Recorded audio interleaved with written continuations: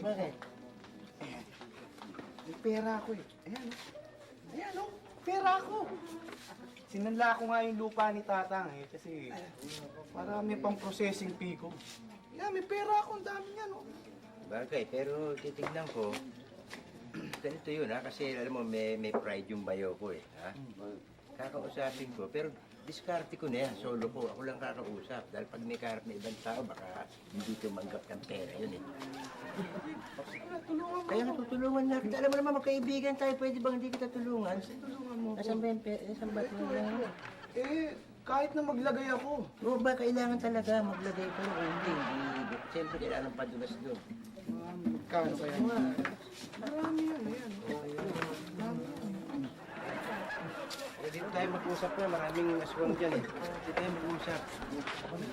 Pag nakakita ng pere, parang mga langgam yan eh. Kaya yun,